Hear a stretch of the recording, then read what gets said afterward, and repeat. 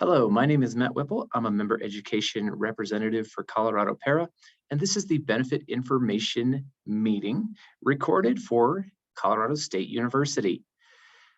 Now we're going to cover the high-level benefit overview, all of the benefits that you have with Colorado PERA through the defined benefit. This focuses primarily on those benefits. Now we're going to be covering those things. I also want to give you some resources that you can use.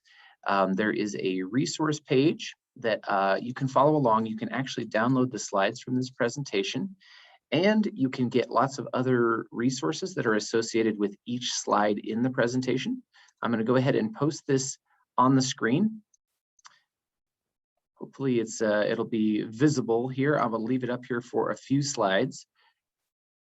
Make sure that that is large enough to see. All right, let's make it a little bit bigger than that. There we go. All right, so you should be able to see this. Hopefully you can pause this presentation and copy that down if you need it. All right, so let's talk about the benefits that you have with Colorado PERA. We're going to be talking today about how do we calculate your retirement benefit? And that's a big question that a lot of people have. So that's going to be a big portion of this presentation. Also, we're going to talk about some of the built-in benefits that we have in this, in the holistic retirement plan that we call the defined benefit. We'll be talking about some things that you can do to set yourself up for a better retirement. And also we'll be talking about what happens to your money if you leave. So what if you leave?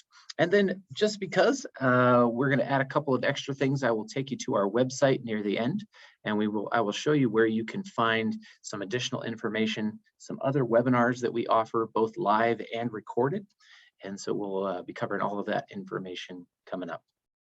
So the first thing I want to talk about, and by the way, just want to remind you that the web address that you see on the top right side of the screen there, that is the resource page for this presentation, where you can find the slides for this presentation, as well as helpful links associated with each slide. So there are basically two different types of retirement plans in retirement world, a defined benefit or a defined contribution. Now, most people in PERA are in what is called a defined benefit.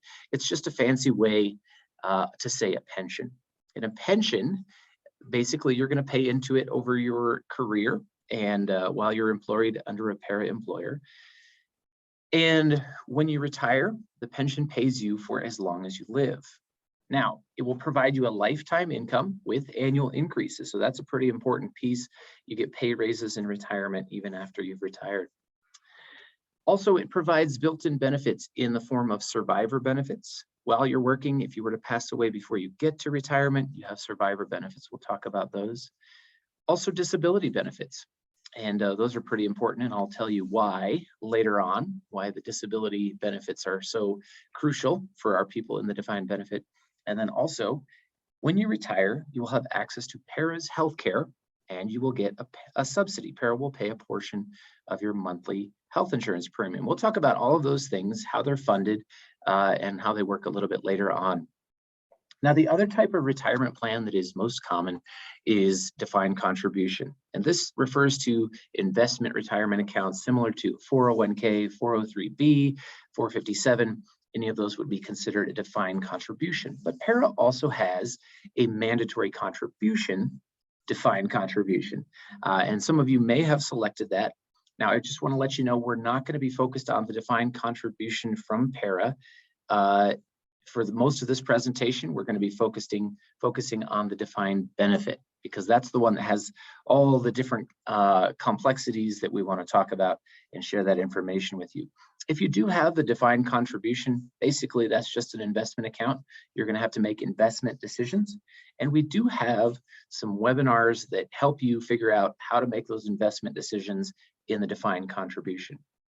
Now, a defined contribution also refers to accounts like a 401k or a 457. And one of the coolest things to me about PERA is that you can be in a defined benefit, which provides you that stability of a lifetime monthly income, but you can also voluntarily participate in our 401k or 457 plans. And that adds a different type of retirement security in that you can pay for major expenses. You don't have to plan for those in your monthly budget. So having that extra savings is another great way to create retirement security. Also, it can help you get to retirement sooner by saving more money. Now, when you make a contribution to your PERA member account, what happens to that money? Well, every dollar that you contribute to PERA, currently your contribution rate is 11%. And every dollar that you contribute to PERA, it goes into your PERA member account. It's a lot different than Social Security because you actually get to track the dollars in the account. And while the money is in that account, PERA pays you interest on the money. Currently, the interest rate is 3%. Now, over your career, you're putting money into that account and the account balance is growing. For many people, when they retire, that account balance may be over $100,000, in some cases $200,000, $300,000, or maybe even $400,000. But the money in that account is not what creates your lifetime retirement income. The money in your account pays you first. And usually, whatever is in that account only lasts for about 5 or 6 years into retirement. So if you paid in for 20 years and you have $250,000, in most cases, that's only going to last about 5 years into retirement. And then that money in your account is gone. You have received back every single dollar that you have contributed plus interest. But now maybe you're thinking, but wait a minute, this is a lifetime income. And that is true. So where does the money come from for the rest of your life? Well, your employer contributions have been going into the PERA Trust Fund. Your employer is contributing almost twice as much as you into the pension to make sure that these other benefits are paid for. So your employer's contributions are covering your retirement income after your account balance is depleted. They also cover your pay raises. We call that the benefit increase. They cover your survivor benefits. They cover the disability program that we offer. And once you get to retirement, you get to take part in our healthcare benefits. And the employer contributions help pay for that subsidy that you get to keep the costs down. So your employer is carrying a very large portion to make sure that this is a holistic, well-rounded retirement plan for you.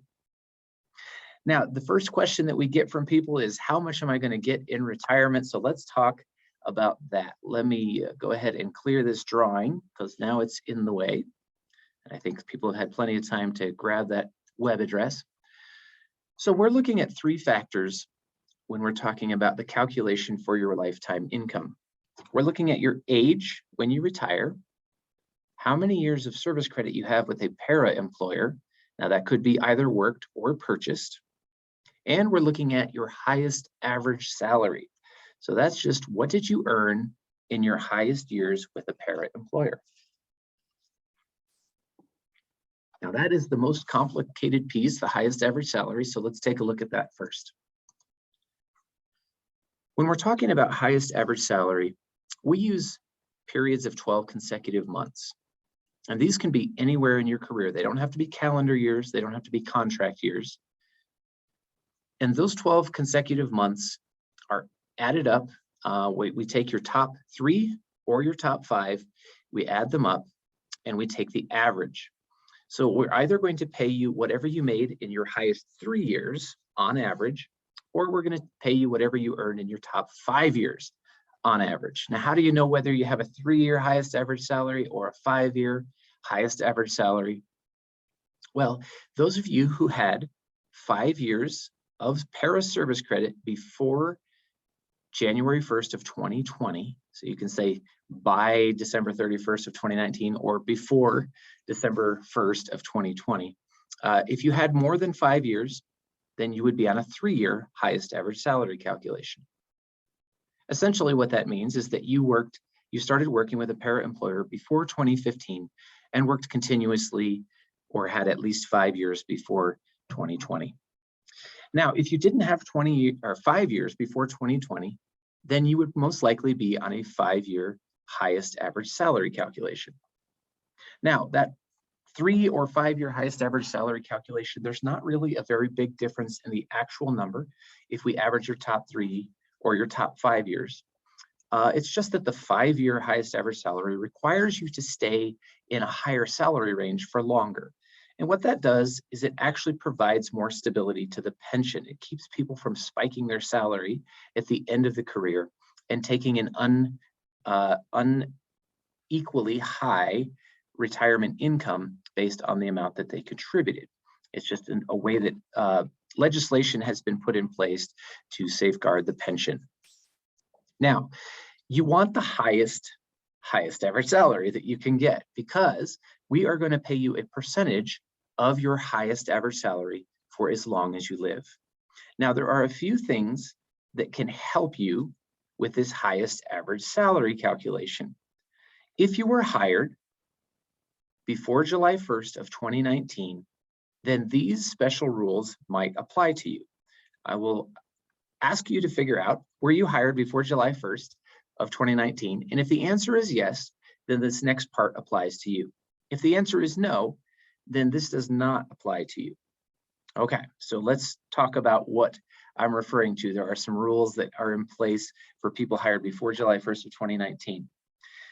Your PERA highest average salary may be less because you are not contributing to PERA on your gross salary. Your gross salary is what your employer, in this case, CSU, agrees to pay you before any taxes or any other contributions are taken out. That would be your gross salary. Now, if you were hired on July 1st of 2019 or later, then your PERA contribution will always be taken on your gross salary. However, for those of us hired before July 1st of 2019, there are some things that may be coming out before your PERA contribution, and that might have the effect of lowering your highest average salary. So I'm going to do a very quick example here. I'm going to grab myself a text box, and I'm going to assume, let's just say that my gross salary equals, let's just say $3,500 per month, because PERA looks at your salary in months. All right, now if I have health, dental, and vision premiums taken out,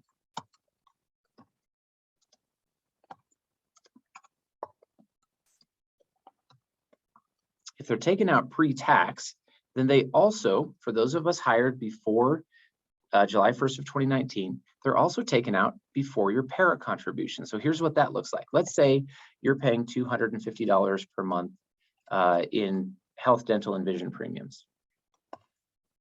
Now let's say that you're also participating in a flexible spending account.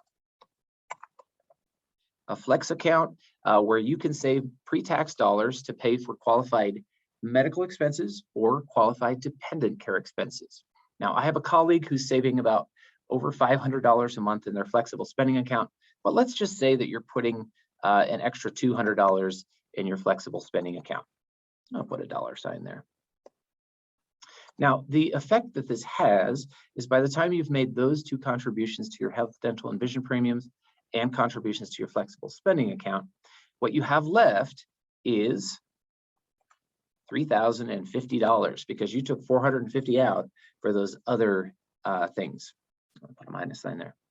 All right, so you know what that means. That means that your PERA highest average salary will be based on, $3,050 and not $3,500.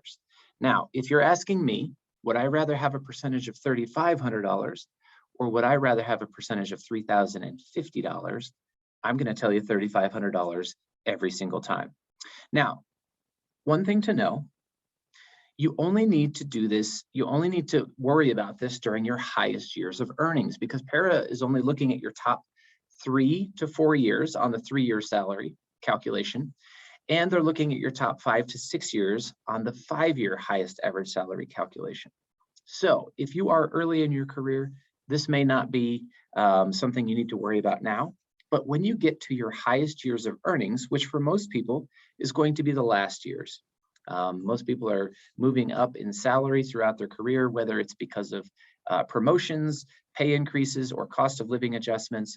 You typically earn more towards the end of your career. So if you're looking at this thinking, ooh, I want to switch my health, dental, and vision premiums to post-tax and I want to cancel my flexible spending account, keep in mind that that's going to cause you to have to pay a higher tax, because you have to pay taxes on those things now, since you have to switch them from pre-tax to post-tax, and you don't get to take advantage of that flexible spending account.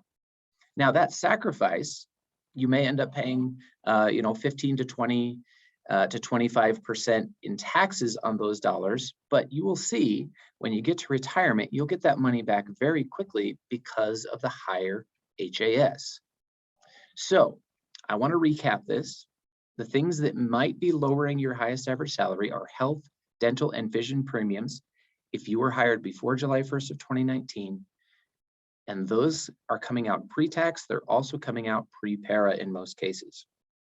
Also, if you're contributing to a flexible spending account, that is also coming out before your PERA contribution, and that effectively lowers your HAS. Now, for most of your career, that's totally okay. In fact, it's great because you don't have to pay taxes and you're making a lower PERA contribution. However, when you get to your highest years of earnings, you may want to consider switching your health, dental, and vision premiums to post-tax and cancel that flex spending account. Now, you can only do those things during open enrollment. So keep that in mind. If you want to make these changes, you do have to wait until your CSU's open enrollment period. Okay, so now that is how we look at your highest average salary, and we'll talk in a minute about why highest average salary is so important.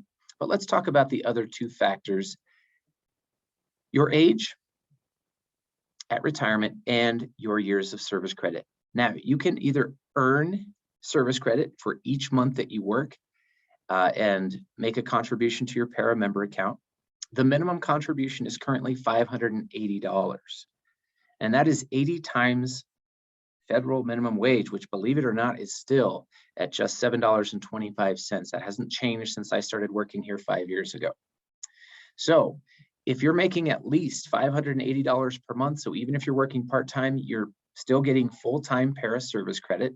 And if you're making less than $580 per month, you're getting partial service credit for each month that you make a contribution.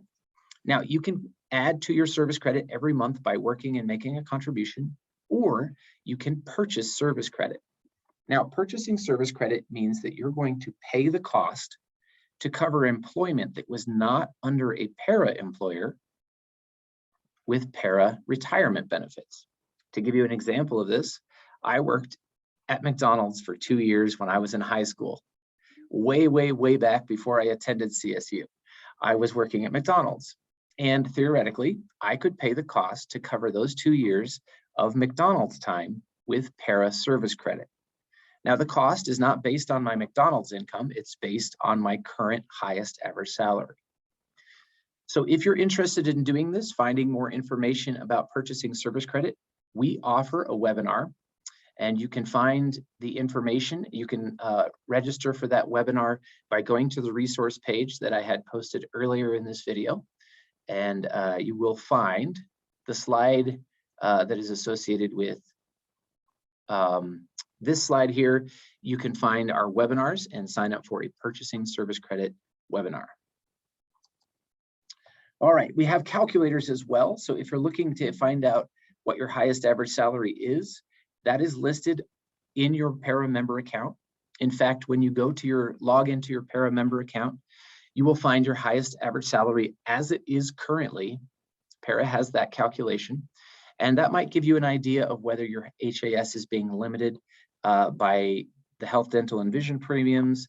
It also might give you an idea if you're on a 3-year or a 5-year highest average salary, if you're not quite sure about that. We also have calculators for the cost to purchase service credit and monthly retirement benefit estimate calculators. All right, let's talk about the options that you have when you go to retirement. All right, when you retire, you're going to have 3 options. The options are, as you see on the screen, option 1, 2, and 3, very cleverly named. Option 1 is a single life benefit. That means it only covers your lifetime. It pays you the maximum amount because it is only covering your lifetime. Now, this benefit, even if you live to 110 years old, you're going to get PERA income for as long as you live. However, After you pass away, if there is no money left in your PERA member account, that is the end of that benefit. So even if you only lived 8 or 9 years into retirement, by then you would have received all of the money out of your PERA member account, and there would be no more benefit. There would be no payout to any of your survivors. Now, if there is someone in your life who depends on a portion of your income, you can select option 2 or option 3. Those are both joint life benefits. Option 2 is a reduction of your option 1 benefit, but it provides one person half of your PERA income for as long as they live after you pass away. Option 3 is also a joint life benefit, but it's a further reduction from your option 1 benefit because it provides your co-beneficiary 100% of the income you were receiving at the time you pass away for the rest of their life. This is a way that you can choose one human person, any person in the whole world. It doesn't have to be your spouse or your children, it can be anyone, but it can only be one person. And that one person is going to share your lifetime benefit, and whoever lives the longest gets the benefit as long as they live. Now, there are some caveats that go along with this. You do not have to select your option 1, 2, or 3 until you get to retirement.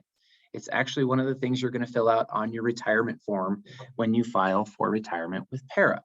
So if you're a long ways from retirement, this is just something to keep in the back of your mind. If you are very close to retirement, I recommend that you attend one of our retirement process webinars. In that webinar, we're going to talk more in depth about the options 1, 2, and 3, what happens if your co-beneficiary dies before you do, and we'll talk about some of the other things to consider, in addition to going through all of the forms that you have to fill out, requesting an official benefit estimate from PERA. We'll talk about Social Security and other types of things in a little bit more depth. Now let's talk about the benefit calculation. This is what we call a benefit table or a highest average salary table. And I'm going to go ahead and grab my annotation tool because this is one of my favorite things to do, is just mark this up with some arrows. Okay, so across the top, we have your age at retirement. You can see that the age starts at age 50. So you would not be eligible for retirement before age 50, regardless of how many years you have. Down the left column here, we have your number of years of service credit. Okay, so if you are 50 years old and you have 25 years of service credit, that puts you into a box. Now, this is true. All of the tables look the same. This is table 2. Table 9 looks a little bit different in structure. It requires more years to retire. So if you were hired in 2020 or later, you will most likely be on table 9, which has a little bit different shape, but all of the tables work the same. And so you can see in that box, if you were 50 years old and you had 25 years of service credit, kind of looking from here to here, and then 25 right there, that 41.5, that is a percentage of your highest average salary. So if you decided to retire at 50 with 25 years and you were on this table, which happens to be table 2, you would get 41.5% of whatever you earned in your highest 3 or 5 years. Now you can see that even if you stopped working, you could wait, and the numbers are increasing here. It goes from 41.5% to 62.5%. That's almost a 50% increase just by waiting and not even working. However, if you decided that you wanted to continue working at age 50 with 25 years, you would be moving diagonally down the chart this way. And by the time you got to age 55, you would have 75% of your highest average salary. So if you were someone who has, let's say, less than 5 years or less than 25 years of service credit, let's say that you are age 50, but you only have 14 years of service credit. I put you here where this blue box is. And then what you can do is you can, if you decided to stop working, you could wait and you would hit retirement eligibility at age 60. You could also continue working. If you continued working, we can take 50 years add 6 to get us to 20, and you see you would hit retirement eligibility at age 56 with 42%. Let me grab this back here, 42% right there. But again, you could increase by waiting and get yourself out of the green area, which is called reduced retirement, or you could continue working for a couple more years to get to full service retirement there at 55%. You can see that it most likely, once you get to that green area, there's some incentive to continue working to get that higher benefit amount. Once you get to the area that is not shaded, the non-green area, that is called full service retirement. Waiting, once you get to full service retirement, will not increase your income. It stays the same. And so you're most likely best off retiring if you are already in full service and you are not continuing to work. If you do continue to work, you move diagonally. Oops, that's not the right thing. You move diagonally. Again, continue. You can go as far as you want. Once you get to age 65, we don't continue counting your age after that, but you can continue working and adding service credit all the way up to 40 years or 100% on the table. So that's why it's really important to have the most in your HAS. Your HAS is very important because we're paying you a percentage of that. The higher your HAS is, the higher your benefit amount is. The more years of service credit you have, the higher your benefit is. And so you have a lot of control over this, and you can plan pretty well because all of this information is already set in stone, and you can basically plan for your retirement by looking at this table, but also by using the benefit estimate calculator on our website. Now, there is one really common myth that you have to have at least 5 years of service credit or you can't retire with PERA. And I am happy to tell you that that is not true. Everyone becomes retirement eligible starting at age 65, regardless of how much time you have. Even if you only worked 1 year or 2 years, or even just 1 month, you would still be eligible to retire and collect a monthly income starting at age 65. Believe it or not, we have a PERA member who is collecting, a retiree, who is collecting 14 cents a month, every single month for the rest of their life. Now, you might be thinking, that's crazy. Who would want to collect 14 cents a month? You can't do anything with that. Well, that person also has access to our retiree health care. So even if you are not going to get a lot of money out of your PERA benefit, even if you think it's a long ways off and it's not going to pay you that much, even a little bit gives you all of the retirement benefits. And let's say that you only worked 2 or 3 years with PERA and you leave. Most of the time people think I should just cash out my benefit because what's 2 or 3 years going to pay me? Well, something is always better than nothing. And I want to talk now about what options you have if you leave employment. All right, anytime that you leave employment, the money in your account is always your money. So you have 2 options. You can leave the money in the account after leaving employment. Eventually, you will become retirement eligible, and you can collect a monthly lifetime income. So let's say even if that monthly lifetime income is only $200 or $300 a month, guess what? $200 or $300 a month, I will take that for the rest of my life. Now, the other option you have is to refund, which is to take out the money in the account. Any money that you put in there is yours, and you can take it out. Now, keep in mind, if you do take the money out, you're giving up the lifetime benefit, you're severing all ties with PERA, and you're taking your money and doing whatever you want with that.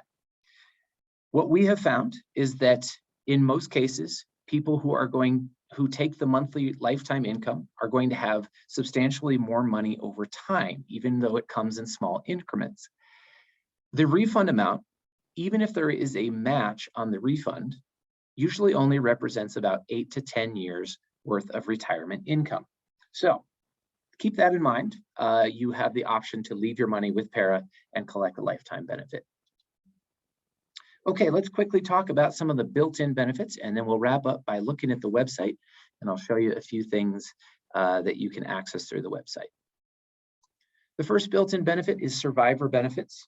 This comes to you after 1 year as a PERA member, and this again is only in the defined benefit. not in the defined contribution plan. This covers your qualified dependents if you were to pass away before you get to retirement. Now, the first on the list here, I'm going to go ahead and grab my annotation again. The first group listed here, if you are qualified survivors for active members that are not retirement eligible, dependent children. Now, I currently still have 3 children that are all under the age of 23 and full-time in school. So if I passed away, my dependent children, all 3 of my children would receive monthly income until they aged out at 22, after which time my spouse would be next in line and would receive a lifetime monthly income. So this is in place. You don't pay extra for it. Your employer's dollars are paying for this. The most important thing is that you tell your loved ones that this exists. Whoever would be responsible for your dependents, or maybe you just tell your spouse, maybe if you have a spouse. If you don't have any of the qualified participants in the survivor benefits on this list, then all of the money in your account would go to your named beneficiary with a 100% match. Disability benefits. Oops, I thought I cleared that. Okay, so disability benefits are next. You have disability benefits after you have worked for 5 years with a PERA employer. And that's a really important anniversary, because after you stop paying into Social Security for 5 years, you no longer have access to Social Security's disability benefits. That's why PERA picks up disability in both short-term and long-term, covers 22 months of short-term disability, and if you become totally and permanently disabled, it provides you a lifetime monthly income that is usually around 50% of your highest average salary. So this is a really important piece of your retirement security if you don't make it to retirement because you become disabled before you get there. Okay, looks like I still have, there we go. Now we have a couple of voluntary programs. The first is our 401k and 457 plans. We have 3 webinars, and I'm going to highly encourage that you attend some of these webinars if you have questions about how to participate. Enrolling in PERA Plus, that one, we talk about what's a 401k, what's a 457. We talk about Roth savings and traditional.